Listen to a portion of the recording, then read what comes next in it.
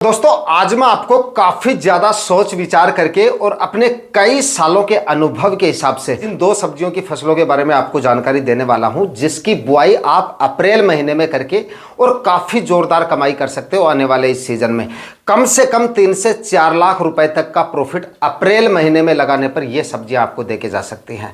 मंडी भाव की बात करें तो कम से कम 40 रुपए से लेकर 50-60 रुपए तक के मंडी भाव इस सीजन में आपको मिल जाएंगे अप्रैल में लगाने पर, और उत्पादन भी काफी जबरदस्त मिल जाएगा। करीब 300 से लेकर 400 क्विंटल तक उत्पादन ये दोनों फसलें आने वाले सीजन में आपको देके जा सकती हैं। इन सब्जियों के बारे में पूरी जानकारी इस वीडियो में आपके साथ शेयर करूंगा। कब तक आपको इन सब्जियों की बुआई करनी है और कौन कौन सी सब्जियां हैं, कौन कौन सी वैरायटियों का आपको चयन करना है, पूरी जानकारियों के लिए वीडियो पे एंड तक आपको बने रहना है। और ये वीडियो अगर आपके लिए इंफॉर्मेटिव रहे तो इस वीडियो को लाइक और शेयर जरूर कर दीजिएगा। जो किसान भाई चैनल पे नए हैं और अभी तक अगर आपने चैनल को सब्सक्राइब नहीं किया है तो चैनल भी सब्सक्राइब कर दें, ताकि खेतीबाड़ी से रिलेटेड वीडियो सही समय पर सही जानकारियों के साथ आपको मिलते रहे। नमस्कार दोस्तों, मेरा नाम है सुरेश और आप देख रहे हैं खेत किसान झुंझुनू। दोस्तों पिछले 3-4 साल से लगातार हम देख रहे हैं जिन किसान भाइयों ने इन दोनों सब्जियों को अप्रैल महीने में लगाया था, काफी जबरदस्त मंडी भाव मिले थे। और लगातार 3-4 सालों से ये सब हम देख रहे हैं। और वैसे भी हमारा मंडियों में आना जाना रहता है, हर सीजन में विजिट रहता है मंडियों के, और हर सब्जी फसल के मंडी भावों पे नज़र बनाए रखते हैं हम। कौन सी मंडियों में किस तरह के मंडी भाव सब्जियों के चल रहे हैं, इस वजह से कौन सी फसल को कब लगाने पर ज़्यादा मंडी भाव आपको मिल सकते हैं, इस हिसाब से ही आपको सब्जियों की जानकारी दी जाती है कि भाई अब आप इस फसल को लगाते हैं तो 2 महीने बाद इस फसल के आपको इस प्रकार के मंडी भाव मिल सकते हैं। और एक आइडिया होता है सब्जियों के मंडी भाव का। बाकी सब देखिए कोई ज़्यादा 100% श्योर नहीं होता, लेकिन एक मोटा मोटा आइडिया लगाया जाता है और उस आइडिया के हिसाब से ही हम सब्जियों की बुआई करते हैं और इसी हिसाब से हमारा प्रॉफिट निकलता है। 4-5 फसलें लगाते हैं, उनमें अगर 3 फसलों का आइडिया भी सही चला जाता है तो प्रॉफिट काफ़ी ज़बरदस्त निकल के आ जाता है। इसलिए बार बार किसान भाइयों से मैं कहता भी रहता हूं कि कभी भी आप एक ही फसल के भरोसे मत रहा करो, 1 या 2 फसलें मत लगाया करो, उसकी जगह 3-4 फसलें लगाया करो। अगर आप एक फसल की जगह 3 से 4 फसलों का चुनाव करोगे, मैं तो कह रहा हूं कि 4 से 5 सब्जियां लगाओ। 4-5 सब्जियां लगाओगे तो एक आध फसल अगर हमारी डूब भी जाती है, माना कि 5 सब्जियां हम काफ़ी सोच समझ के लगाई थी, लेकिन फिर भी एक आध फसल ऐसी हो जाती है जिसके मंडी भाव नहीं मिल पाते हैं ठीक से, क्योंकि हो सकता है उसकी आवक मंडियों में काफ़ी ज़्यादा हो जाती है, हमारे क्षेत्र में उसकी बुआई काफ़ी ज़्यादा हो जाती है, या डिमांड मंडियों में काफ़ी कम रहती है। इस वजह से एक आध फसल ऐसी हो सकती है। तो अगर हम 4-5 सब्जियों का चुनाव करते हैं तो इस तरह की जो सिचुएशन है उसका सामना हमें नहीं करना पड़ता है। इस वजह से इन 2 सब्जियों के बारे में मैं आपको बता रहा हूं तो काफी ज्यादा सोच समझ के बता रहा हूं। और इस माह में लास्ट ईयर भी मैंने वीडियो किया था, जिन किसान भाइयों ने अप्रैल में इन सब्जियों को लगाया था काफी जबरदस्त मंडी भाव मिले थे, और इनका कारण भी बताऊंगा मैं कि अब लगाने पर क्यों आपको ये सबसे ज्यादा मंडी भाव देके जा सकते हैं और क्यों आपको इनसे बेहतर उत्पादन मिल सकता है। तो दोस्तों अगर इस समय पे आपके प्लॉट खाली हो रहे हैं और अप्रैल महीने में अगर आप कोई सब्जी फसल लगाना चाहते हैं, कोई ऐसी सब्जी फसल लगाना चाहते हैं जिसके भाव भी आपको काफी जबरदस्त मिल जाए और इस गर्मी के सीजन में उत्पादन भी आपको काफी जबरदस्त मिल जाए, तो पहले नंबर पे इस समय पे आप बैंगन की खेती कर सकते हैं। मतलब कि बैंगन का प्लांटेशन आप कर सकते हैं आने वाले सीजन में। और इसका प्लांटेशन अगर आप सही समय पे कर देंगे, अप्रैल महीने में सही समय पर अगर आपका प्लांटेशन हो जाता है तो आप यकीन मानिए कम से कम 40 रुपए से लेकर 50-60 रुपए तक के मंडी भाव आपको मिल सकते हैं अप्रैल महीने में लगाने पर भी। जिस समय पे आपकी फसल तैयार होगी जबरदस्त मंडी भाव रहेंगे और जबरदस्त मंडियों में इसकी डिमांड देखने को मिलेगी आपको। उत्पादन की बात करें तो ये भी एक लंबी अवधि की फसल है, जैसे मिर्ची टमाटर की फसल होती है उसी तरीके से ये भी एक लंबी अवधि की फसल है। काफ़ी लंबे समय तक आपको ये उत्पादन देती है अगर काफ़ी अच्छे तरीके से इसमें खाद उर्वरक वगैरह डालते हैं और रोग बीमारियों से आप इसको दूर रखते हैं तो काफ़ी ज़बरदस्त और लंबे समय तक आपको ये उत्पादन दे देती है। देखिए मतलब जोरदार उत्पादन और जोरदार मंडी भाव कैसे मिल सकते हैं इसके आपको। तो देखिए अगर आप इसका प्लांटेशन जो है अगर 20 अप्रैल तक भी कर देंगे, 20 अप्रैल थोड़ा ज़्यादा ज़रूर हो जाएगा, थोड़ा लेट भी हो जाएगा, थोड़ा जल्दी करेंगे तो और ज़्यादा सही रहेगा। लेकिन अगर आप अप्रैल के अंतिम सप्ताह तक भी इसका प्लांटेशन करते हैं। देखिए सीजन के हिसाब से तो आप इसका जितना लेट प्लांटेशन करेंगे उतना ही बेहतर रहेगा। और मैं तो कहूँगा कि अप्रैल के बजाय अगर आप इसको मई में लगाते हैं तो और भी अच्छे रिजल्ट आपको इसके मिल सकते हैं। लेकिन अप्रैल के बाद में मई में इसका जो प्लांटेशन है वो काफ़ी ज़्यादा मुश्किल हो जाता है, क्योंकि मई में तो टेम्परेचर भाई काफ़ी ज़्यादा बढ़ जाते हैं और मई में किसी भी फसल का प्लांटेशन करना काफ़ी ज़्यादा मुश्किल होता है। तो अप्रैल माह में प्लांटेशन आप कर सकते हैं। थोड़ी सी मुश्किलें आपको अप्रैल में भी झेलनी पड़ सकती हैं, लेकिन अप्रैल में मैं बताऊंगा तरीका, उस तरीके से अगर आप प्लांटेशन करते हैं तो अप्रैल में इसका प्लांटेशन आसानी से किया जा सकता है। उसके बाद देखिए अप्रैल के बाद में देखिए हमें चाहिए 2 महीने, 60 दिन का समय हमें चाहिए। 60 दिन तक हमें इससे उत्पादन नहीं लेना और 60 दिन वैसे भी इससे निकल जाने हैं। अगर मान लीजिए आपने 20 अप्रैल के आसपास इसका प्लांटेशन किया, उसके बाद में 20 मई और 20 जून 2 महीने हमने निकाल दिए और 2 महीने में हमें इससे फल फूल नहीं मिलेंगे, क्योंकि टेम्परेचर के जिस समय पे काफ़ी ज़्यादा होते हैं, लू वगैरह ज़्यादा चलती है, उस समय तक हमारी जो फसल है उस समय के दौरान फल फूल की स्टेज में आने भी नहीं चाहिए। क्योंकि ऐसी कंडीशन में अगर फल फूल आते भी हैं तो भाई फ्रूट सेट नहीं हो पाएंगे इतने ज़्यादा टेम्परेचर में। तो अगर अप्रैल के अंतिम सप्ताह तक अगर आप इसका प्लांटेशन करते हैं या अप्रैल के मध्य तक भी इसका प्लांटेशन करते हैं तो लू का प्रकोप रहता है मैक्सिमम आपका जो है जून के प्रथम सप्ताह तक।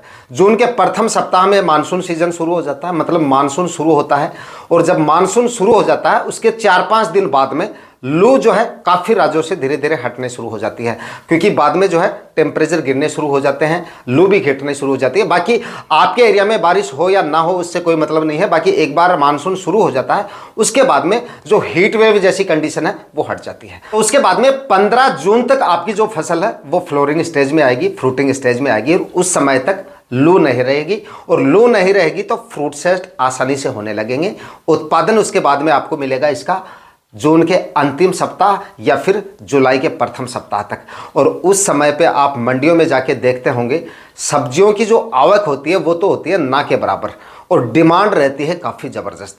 तो अगर बैंगन का आप प्लांटेशन करते हैं तो आप ये समझिए कि आपकी बैंगन की फसल इस समय पछेती नहीं है, सबसे अगेती बैंगन की फसल लगा रहे हैं आप, सबसे अगेती। देखिए कायदे से तो आपको ये लगाना चाहिए, मतलब मई में लगाते हैं तो आपकी फसल अगेती होती है, लेकिन मई में प्लांटेशन मैंने बता दिया काफ़ी ज़्यादा मुश्किल होता है और ना के बराबर होता है कुछ एक राज्यों को छोड़कर। जैसे हमारे एरिया की बात करें तो हमारे एरिया में मई में प्लांटेशन करना काफ़ी ज़्यादा मुश्किल है। तो अगर आप इसका अप्रैल माह में इसका प्लांटेशन करते हैं तो हमारी फसल काफ़ी ज़्यादा अगेती होगी, सही समय पर इसका उत्पादन मिलेगा। उत्पादन भी बाद में बरसात के सीजन में काफ़ी ज़बरदस्त मिलेगा और मंडी भाव भी काफ़ी ज़बरदस्त मिल जाएंगे। उसके बाद में मानसून आने के बाद में क्लाइमेट जो है फसल के एकदम अनुकूल हो जाएगा, इस वजह से प्लांट भी काफ़ी तेज़ी से ग्रो होंगे, उत्पादन भी बेहतर मिलेगा और मंडी भाव भी काफ़ी जोरदार मिलने की वजह से मतलब ज़बरदस्त कमाई आप आने वाले सीजन में कर सकते हैं। देखिए प्लांटेशन में आपको क्या क्या सावधानियां रखनी है। ज़मीन की जब तैयारियां आप कर रहे हैं तो ज़मीन को अच्छे से आप कल्टीवेशन वगैरह करके तैयार कर लीजिए, एक गहरी जुताई कर लीजिए, उसके बाद में एक पलेवा कर दीजिएगा। पलेवा करना काफ़ी ज़्यादा ज़रूरी है। इसमें पलेवा नहीं करेंगे तो टेम्परेचर की हीट इतनी ज़्यादा रहेगी, ज़मीन की हीट इतनी ज़्यादा रहेगी कि प्लांटेशन करते ही आपके आधे से ज़्यादा प्लांट खराब हो जाएंगे उस समय पे। और शाम के समय आप प्लांटेशन करें तो आप जो है अगर सिंचाई कर देंगे, इसमें सिंचाई करेंगे उसके बाद में आप 2-1 कल्टीवेशन करेंगे तो एक्स्ट्रा जो नमी है वो ज़मीन से हट जाएगी और हल्की नमी उसमें बचेगी। मतलब मिट्टी का लड्डू नहीं बनना चाहिए, इस तरह की नमी मिट्टी के अंदर होनी चाहिए। उसके बाद में बेड बना लीजिए। बेड कितनी दूरी पे? 4-4 फीट की दूरी पे बेड बनाने हैं और अगर 5-5 फीट की दूरी पे बना सकते हैं तो वो और भी ज़्यादा सही रहेगा। बीच में घूमने फिरने के लिए, रख रखाव के लिए, स्प्रे वगैरह के लिए, हार्वेस्टिंग के लिए जगह भी अच्छी रह जाएगी। और दूसरा बरसात के सीजन में प्लांट काफ़ी ज़्यादा हैवी हो जाते हैं, मैंने आपको बताया टेम्परेचर और क्लाइमेट इसके काफ़ी ज़्यादा अनुकूल हो जाता है बाद में, तो तेज़ी से ग्रो करता है। तो स्पेस अगर आप अच्छे से मेंटेन रखेंगे तो हवा और प्रकाश ठीक से पास होने की वजह से रोग बीमारियां भी आपको कम देखने को मिलेंगी और फल फ्रूट ज़्यादा आपको देखने को मिलेंगे। तो 5-5 फीट की दूरी पे बेड बना लीजिए, 25 माइक्रोन की प्लास्टिक मल्च लगा के और 1-1 फीट की दूरी पर जिगजैग आप इसका प्लांटेशन कर दीजिए। डाले जाने वाले खाद्य उर्वरक, तो देखिए बैंगन की फसल भी मैंने आपको बताया कि लंबी अवधि की फसल है और बेहतर उत्पादन इससे अगर आपको लंबे समय तक लेना है तो इसमें आपको गोबर की खाद, सड़ी हुई गोबर की खाद अच्छी मात्रा में डालना जरूरी है। 5-6 ट्राली सड़ी हुई गोबर की खाद डाल दीजिए। 5-6 ट्राली नहीं है तो 4-5 ट्राली तो आप डालनी है, तभी आपको बेहतर उत्पादन इससे मिलेगा। उसके बाद में इसमें आपको डीएपी खाद लेनी है, करीब 50 से 60 केजी 1 एकड़ में ले सकते हैं। म्यूरेट ऑफ पोटाश भी इसमें आपको लेना पड़ेगा, करीब 25 से 30 केजी 1 एकड़ में। और उसके बाद में यूरिया खाद 15 से 20 केजी 1 एकड़ के हिसाब से। ये सारे खाद उर्वरक डाल के ज़मीन को अच्छे से तैयार करके, मिट्टी को भुरभुरा करके, डीपली प्लोइंग करना नहीं भूलना आपको। ये मैं आपको फिर रिपीट कर रहा हूँ, डीप प्लोइंग करके छोड़ दीजिए। अगर आगे बाद में आपको समय नहीं मिल रहा है तो प्लोइंग करिए और 10-15 दिन के लिए छोड़ दीजिए, क्योंकि बाद में क्या होगा, बरसात के सीजन में जब बरसात वगैरह होंगी, हो सकता है काफ़ी तेज़ बारिश होने लगे और मतलब बरसात ज़्यादा हो जाएगी, तो फिर जल भराव जैसी समस्या आपको फेस करनी पड़ सकती हैं। और बैंगन की फसल में अगर जल भराव जैसी समस्याएं आ गई, चाहे आप कोई भी सब्जी फसल लगाएं, ज़्यादा बरसात होती है, जल भराव जैसी समस्या आती हैं, तो फिर आपकी फसल काफ़ी ज़्यादा प्रभावित हो सकती है। तो डीपली प्लोइंग कर देंगे तो ज़मीन में पानी ग्रहण करने की क्षमता जो है वो काफ़ी हद तक बढ़ जाती है। तो डीपली प्लोइंग करना काफ़ी ज़्यादा ज़रूरी है। मतलब ये सब करके इस तरह से बताए गए तरीके से आप जो है इसका प्लांटेशन कर सकते हैं। और बताए कि खाद उर्वरक भी आपको जरूर डाल देना है। वैरायटियों की बात करें तो देखिए, अगर आप प्लेन बैंगन आपकी मंडियों में ज़्यादा चलता है तो प्लेन बैंगन आप लगा सकते हैं, जिसके लिए वीएनआर की 212 नंबर वैरायटी सबसे बेस्ट है, ये आप लगा लीजिए। बाकी ज़्यादातर इस जो मंडी भावों के लिहाज से देखें तो ज़्यादा मंडी भाव आपको देसी बैंगन के मिलेंगे। जो कांटे वाली वैरायटी आती हैं, जो कांटे वाला बैंगन आता है, उसके भाव मंडियों में ज़्यादा देखे जाते हैं, लेकिन उसका उत्पादन थोड़ा डाउन मिलता है और वीएनआर 212 का उत्पादन आपको थोड़ा ज़्यादा मिलता है। तो आप देख लीजिए, अगर प्लेन बैंगन ज़्यादा चलता है ना आपकी मंडियों में, तो वीएनआर की 212 नंबर वैरायटी आप लगाइएगा। ऑनलाइन मिल जाएगी, डिस्क्रिप्शन में लिंक में डाल दूंगा इसका। वैरायटियों का सिलेक्शन भी आप अपने क्षेत्र के हिसाब से, और दोनों वैरायटियों में डिफरेंट जो है मोटा मोटा वो भी मैंने आपको बता दिया। इस प्रकार आप वैरायटियों का सिलेक्शन कर सकते हैं। और बैंगन की फसल इस समय पर लगा के कारण भी बता दिया मैंने आपको कि क्यों आपको इसका उत्पादन बेहतर मिल सकता है और क्यों आपको इसके मंडी भाव बेहतर मिल सकते हैं। आपका इस फसल के बारे में क्या ओपिनियन है, अप्रैल माह में लगाने पर कमेंट सेक्शन में ज़रूर बता दीजिएगा। अब बात करते हैं अगली फसल के बारे में कि इस समय पे हम और कौन सी फसल लगा के सबसे अच्छी कमाई आने वाले इस सीज़न में कर सकते हैं। तो देखिए, इस समय पे अगर आप और कोई सब्जी फसल लगाना चाहते हैं जिससे भाव भी आपको काफ़ी ज़ोरदार मिल जाए और उत्पादन भी काफ़ी ज़बरदस्त मिल जाए और छोटी अवधि की फसल हो, तो ऐसी फसलों में आप इस समय पर ले सकते हैं गिलकी का चुनाव कर सकते हैं। गिलकी अगर आप इस समय पर लगाते हैं तो ज़बरदस्त मंडी भाव आपको मिल जाएंगे आने वाले सीजन में, लेकिन इसको आपको लगाने में डिले नहीं करना है, इसकी बुआई आपको जल्दी करनी पड़ेगी। इसलिए दोनों फसलों को अलग अलग टाइप की फसलें बताई है। जिन किसान भाइयों की ज़मीनें लेट खाली हो रही हैं, जो लेट बुआई करना चाहते हैं, उनके लिए आप जो फसल मैंने आपको बता दी। और जो गिलकी है, जो जल्दी बुआई करना चाहते हैं, जिनके पास में ज़मीन वगैरह खाली है, तैयारियां चल रही हैं कि भाई हमें तो अभी फसल लगानी है, 10-5 दिन में तैयारियां शुरू करके जो है सब्जी की बुआई करनी है, तो आप गिलकी की बुआई कर सकते हैं। 40, 50, 60 रुपए के मंडी भाव आराम से मिल जाएंगे आपको। और गर्मियों में उत्पादन भी इसका काफ़ी ज़बरदस्त मिल जाता है।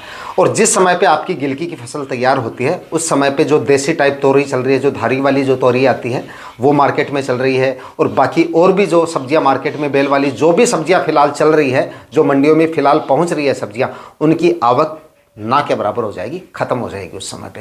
क्योंकि फिलहाल कौन सी सब्जियां चल रही हैं, नवंबर, दिसंबर और जनवरी में जिन किसान भाइयों ने सब्जियां लगाई थी वो चल रही हैं। तो आप अगर अब गिलकी लगाते हैं तो जिस समय पे आपकी गिलकी की फसल तैयार होगी, उस समय पे ये सारे प्लॉट खाली हो जाएंगे। क्योंकि ये जो बेल वाली सब्जियां हैं, ये मैक्सिमम 2-2.5 मैक्सिमम 3 महीने की फसलें होते हैं। 2-3 महीने में जो प्लॉट है वो खाली हो जाते हैं। तो तब तक मंडियों में आवक इन सब्जियों की काफ़ी कम हो जाएगी और आपको इसके जो भाव है काफ़ी ज़बरदस्त मिल जाएगा और उत्पादन भी काफ़ी ज़बरदस्त। और हाँ, अब जो किसान भाई इस प्रकार की जो सब्जियां हैं वो लगाना चाहते हैं, चाहे आपकी लौकी की फसल, लौकी एक अलग मैटर है, लौकी के बारे में फिर बात करेंगे।